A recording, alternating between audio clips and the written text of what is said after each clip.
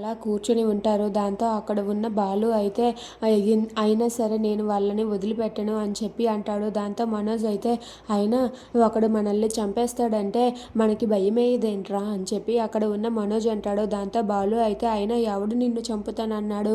నువ్వెవరికైనా అన్యాయం చేసావా? లేదంటే ఈ పార్లర్ అమ్మ ఏదైనా తప్పు చేసిందా? అలాగైతేనే కదా ఎవడైనా మనల్ని బెదిరిస్తాడు. మీరే తప్పు చేయనప్పుడు వాడు కూడా మిమ్మల్ని బెదిరించే హక్కు వాడికి లేదు. వాడెవడో నేను తెలుసుకుంటానని చెప్పి బాలు అంటాడు.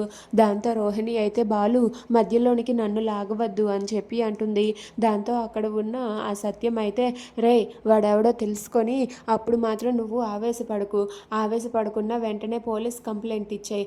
అప్పుడు వాళ్ళే చూసుకుంటారు వాడి సంగతి అని చెప్పి అక్కడ ఉన్న ఆ సత్యమూర్తి అంటాడు. ఆ మాట వినగానే రోహిణి ఒక్కసారిగా షాక్ అయిపోతుంది. అమ్మో పోలీస్ కంప్లైంట్ ఇస్తే నా బండారం బయటపడుతుంది కదా అని చెప్పి కంగారు పడుతూ ఉంటుంది.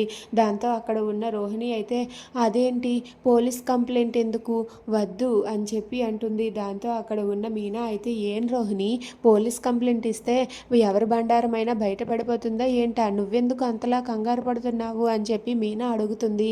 దాంతో అక్కడ ఉన్న ప్రభావతి, బాలు, సత్యం వీళ్ళందరూ కూడా మీనాని అడుగుతూ ఉంటారు. అవును పోలీస్ కంప్లైంట్ ఇస్తే మీ బండారం ఏమైనా బయటపడుతుంది ఏటా? నువ్వెందుకు రోహిణి అలా భయపడుతున్నావు? నువ్వేం భయపడద్దు అని చెప్పి అక్కడ ఉన్న ఆ బాలు, మనోజ్ అంటూ ఉంటారు. దాంతో అక్కడ ఉన్న రోహిణి అయితే అది కాదు, కాకపోతే ఆ పోలీస్ కంప్లైంట్ ఇస్తే పదే పదే ఆ పోలీసులు షోరూమ్కి వస్తారు కదా, షోరూమ్కి వస్తే మళ్ళీ మన బిజినెస్కే దెబ్బ అవుతుంది అందుకు అని చెప్పి రోహిణి అంటుంది.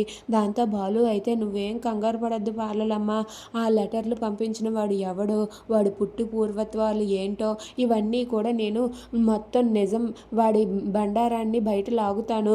అసలు వాడు ఎందుకు మీకు ఇలా పంపిస్తున్నాడో ఇవన్నీ కూడా తెలుసుకుంటాను. మొదటి నుండి చివరి వరకు కూడా అన్నీ తెలుసుకుంటానని చెప్పి బాలు అంటూ ఉంటాడు.